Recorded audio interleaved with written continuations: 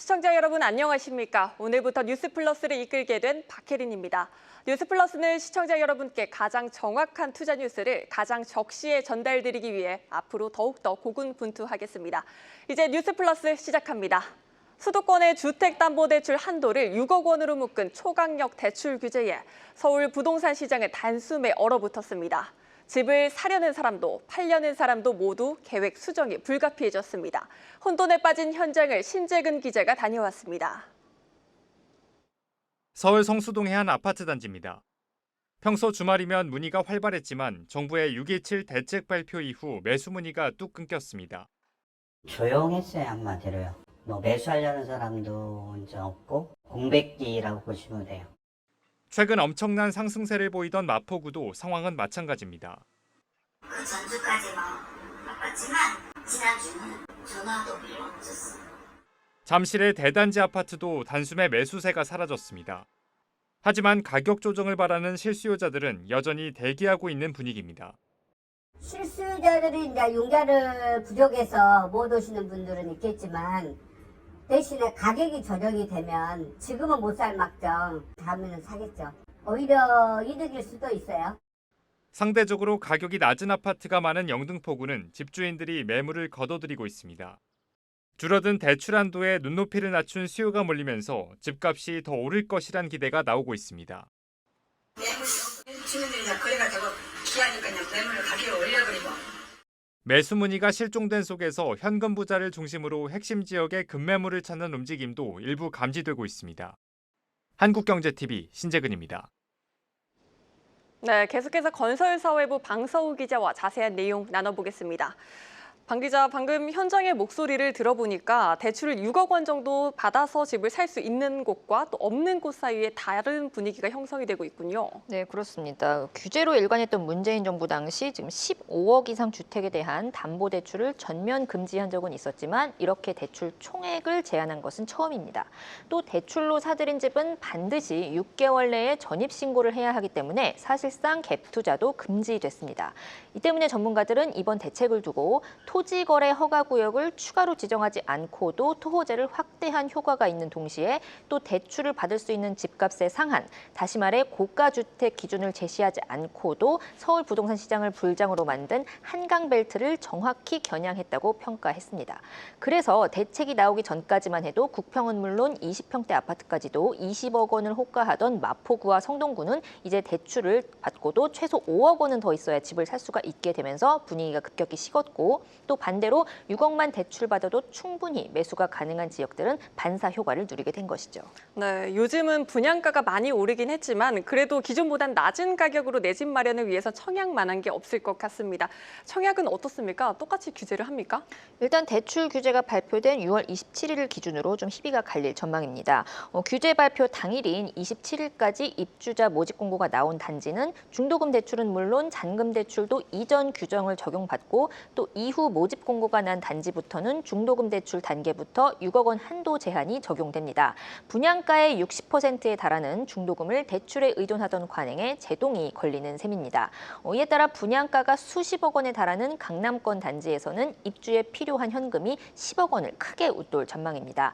가령 이르면 다음 달 분양 예정인 서울 송파구 잠실 르엘의 경우 전용 면적 84제곱미터 분양가가 한 20억 원 수준으로 예상이 되는데 중도금 대출 단계부터 6억 원의 한도가 걸린다면 청약에 당첨되더라도 현금을 약 14억 원 정도를 스스로 조달해야 입주가 가능해집니다.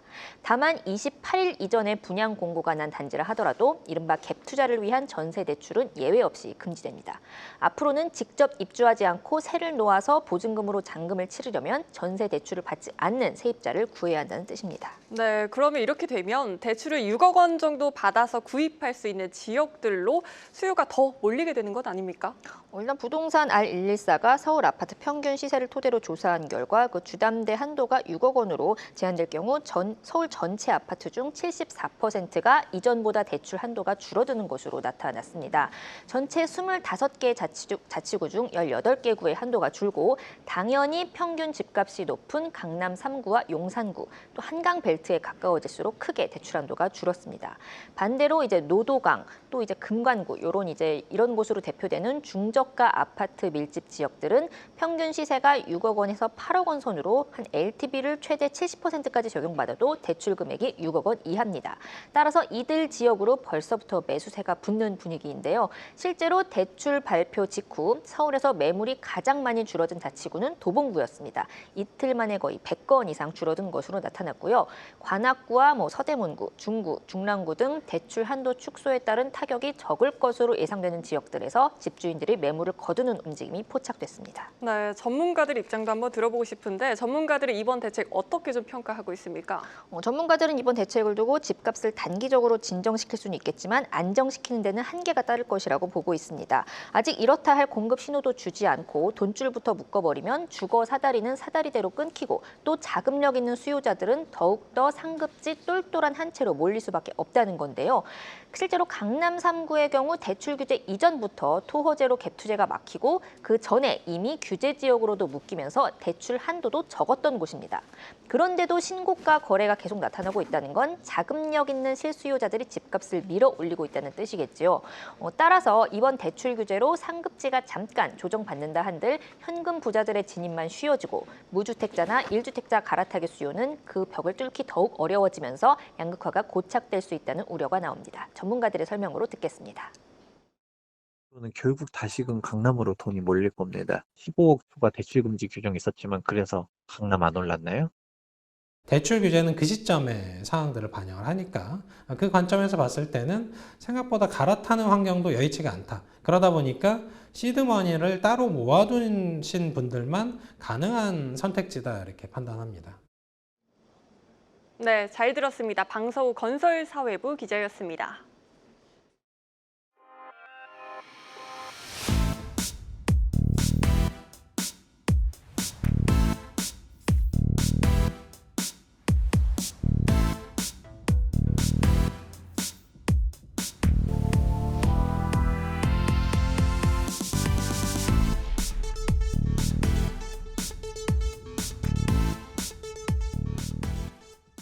초강력 대출 규제에 대출을 내어주는 은행도 혼란스럽기는 마찬가지입니다.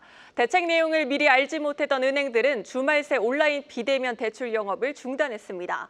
강력한 부동산 정책이 은행권에 미칠 영향, 유주한 경제부 기자와 따져보겠습니다.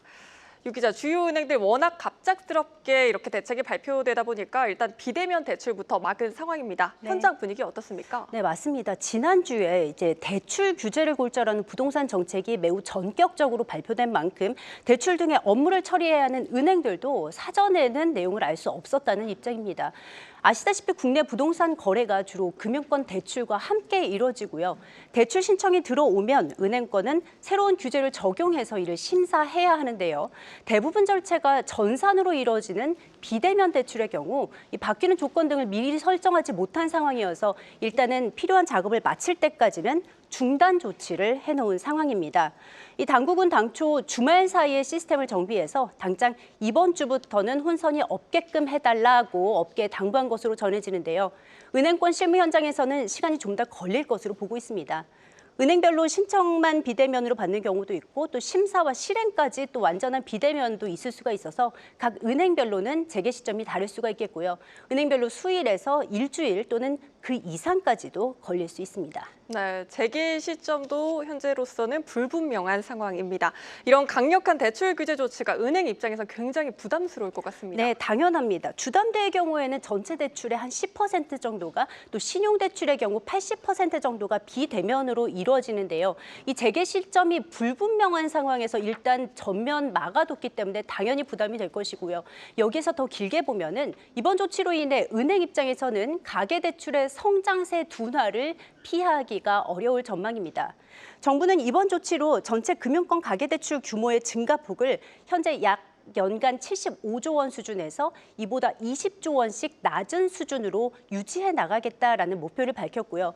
구체적으로는 각 은행들에게 연초 제출했던 목표 중에 하반기 가계대출 목표를 절반으로 줄이라고 주문을 했습니다. 자, 상반기 은행권의 가계대출이 정책대출을 포함해서 이미 20조 원을 넘어섰습니다. 하반기에는 이를 대폭 줄여야 하고요. 얼마까지 줄일 수 있는지가 각 은행의 관건으로 떠올랐다고 볼 수 있겠습니다. 참고로 은행들의 올해 전체 가계대출 목표치가 14조 원에 불과했던 걸로 알려지고 있습니다. 또 이번 대책의 영향으로 은행권 안팎에서는 가계대출의 연간 성장률이 4%에서 3%로 약 1%포인트 하락할 것으로 점치고 있습니다. 네, 내달 2분기 실적 발표를 앞두고 있습니다. 당장 실적에서도 영향이 조금 드러날까요? 네, 일단은 새로운 대책이 지난 주말에 나왔고요. 또 하나의 부동산 관련 대출 규제인 스트레스 DSR 3단계 조치도 내일부터 이제 시행이 됩니다. 자, 이렇게 강력한 대출 규제가 하반기에 좀 시행이 몰려 있기 때문에 이 하반기 영업 환경에 큰 변화를 앞두고 있는 상황이고요. 지금까지로 전망을 보시면은 실적 전망은 일단은 긍정적인 쪽에 더 가깝다고 볼 수 있겠습니다. 자, 연간 실적 전망을 보시면요. KB금융이 올해 5조 5천억 원, 또 신한지주가 5조 원 넘는 순이익을 거둘 것으로 예상이 되고 있습니다. 또 하나금융지주와 우리금융지주가 3조 원 넘는 순이익을 거둘 것으로 예상이 됩니다. 우리금융지주를 제외하고는 각각 5에서 10%가량 늘어난 수치입니다. 자, 금융권 관계자는 이번 대책의 영향에 대해 이렇게 밝혔습니다. 금융지주들 사이에서 은행 비중 등에 따라서 이 같은 영업 환경 변화의 영향이 다소 달라질 수 있다. 이자 이익과 비이자 이익의 포트폴리오 구성에 따라서 실적에 미치는 영향 역시 달라질 것, 이렇게 설명을 했습니다.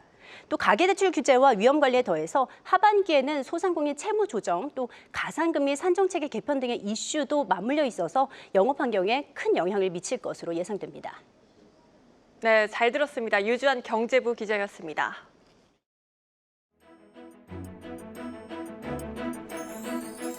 진짜 대한민국 만들게요. 감사합니다.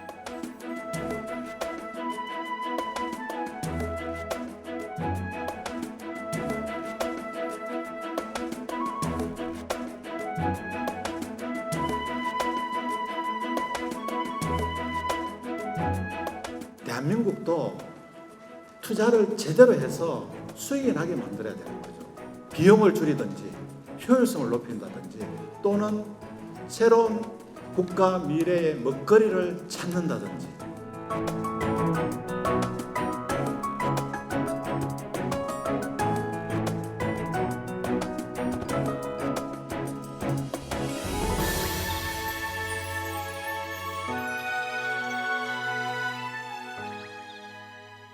도널드 트럼프 미국 대통령이 90일간의 상호 관세 유예 조치를 오는 7월 8일 이후 연장하지 않겠다고 밝혔습니다. 당장 수출에도 직접적인 타격이 있을 것으로 예상되는 가운데 정부는 미국과 첫 고위급 협상에서 신뢰관계를 만들었다라고 평가했습니다. 세종 스튜디오 연결합니다. 이혜곤 기자, 트럼프 대통령이 상호 관세를 유예하지 않겠다는 입장을 강하게 드러냈죠. 네, 트럼프 대통령은 현지 시각으로 29일 상호 관세 유예를 연장하지 않겠다는 의사를 밝혔습니다. 최근 백악관에서는 관세 유예 기간을 연장할 수 있다는 발언이 나오기도 했는데요. 트럼프 대통령이 이에 대해 강한 입장을 낸 겁니다. 그는 이날 폭스뉴스와의 인터뷰에서 관세 유예에 대한 질문에 우리가 할 일은 모든 국가에 서한을 보내는 것이라며 무역협상 대상 200개국과 모두 협상할 수는 없고 앞으로 보낼 관세 관련 서한이 무역협상의 끝이라고 강조했습니다. 트럼프 대통령은 인터뷰에서 관세의 국가별 차등 적용에 대해서도 말했는데요. 그는 25%, 35%, 50% 또는 10%의 관세를 부과하겠다고 밝혔는데 이는 일부 국가인 10%의 기본 관세를 부과하겠지만 어떤 나라엔 최대 50%의 상호 관세를 일방적으로 통보하겠다는 의미로 풀이됩니다. 네, 우리 정부도 미국과 협상을 이어가고 있습니다. 기한인 7월 8일 전까지 관세 유예를 끌어내기엔 역부족일까요? 우리 정부는 한미 제조업 파트너십 등 맞춤형 카드를 제시하면서 무역 협상을 이어가고 있습니다. 오늘 미국의 관세 조치에 대한 대미 협의 진행 경과 공청회가 열리기도 했는데요. 우리 기업의 대미 투자와 산업 협력 의지를 강조하고 기본 관세, 상호 관세 및 품목 관세를 포함한 모든 관세 조치에 대한 철폐를 요청하고 있는 상태입니다. 앞서 여한구 통상비서본부장은 22일부터 27일까지 워싱턴 DC에서 한미 관세 협의를 진행했습니다. 여 본부장은 이번 방미 성과에 대해 협상을 위한 신뢰를 쌓고 협상을 진행할 수 있는 채널을 구축했다고 평가했는데요. 다만 7월 8일 전에 관세 유예를 끌어내기는 쉽지 않을 것으로 보입니다. 미국도 8일 전까지 협상이 어떻게 진행될지를 지켜보고 있는 만큼 정부도 최대한 유예를 이끌어내면서 8일 이후에도 실질적인 협상을 이어가겠다는 입장입니다. 산업부 고위급 관계자는 아무리 협상을 잘해도 관세 전으로 돌아갈 가능성은 없다며 고관세 뉴노멀에 대비하고 앞으로 협상은 길을 찾는 데 주안점을 주겠다고 말했습니다.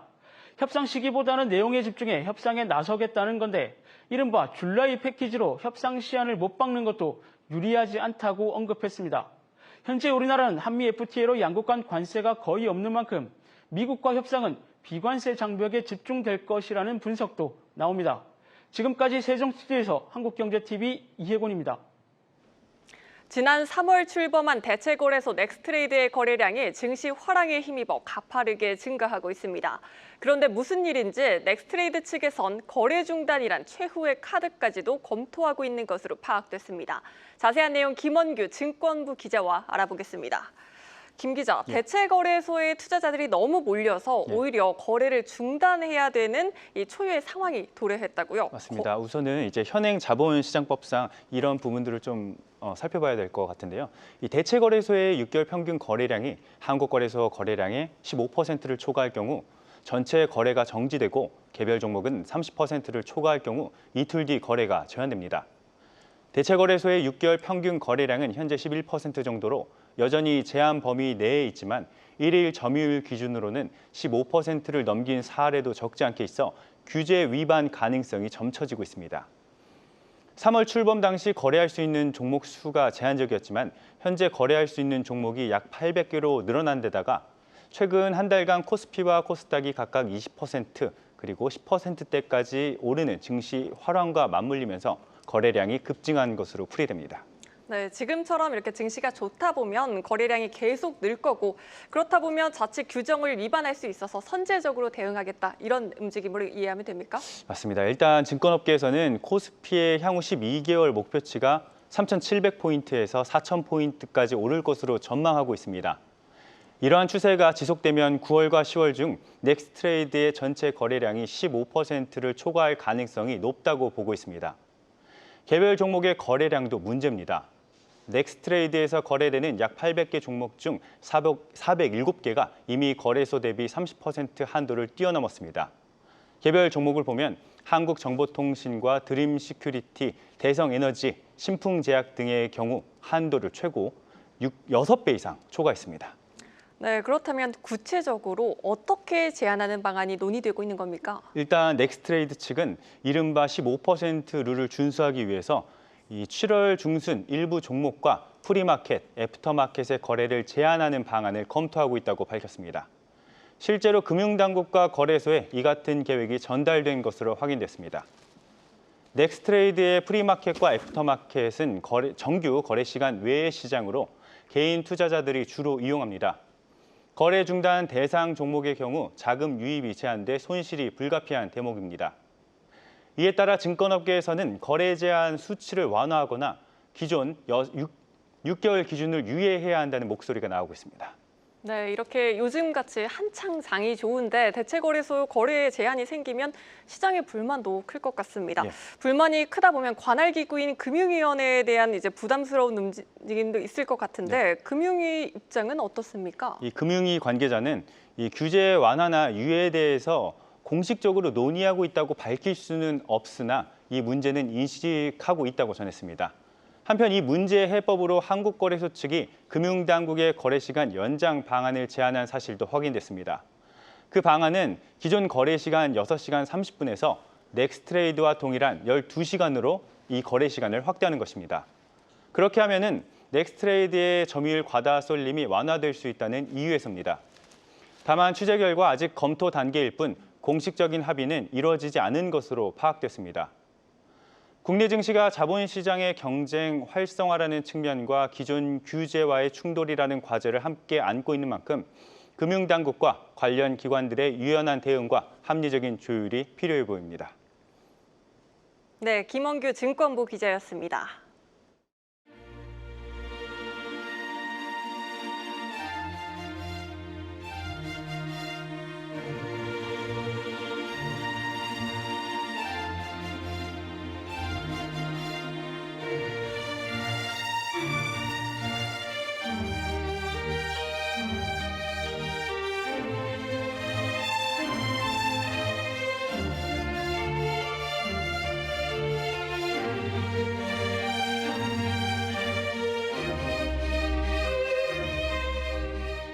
저희가 양질의 재료와 장인 정신을 쏟아부은 저희 자동차를 체험하시는 근본적인 목적이 있고요. 차를 넘어서서 과연 제네시스는 어떤 브랜드인가 라는 브랜드에 대해서 고객분들이 직접 느낄 수 있는 공간입니다.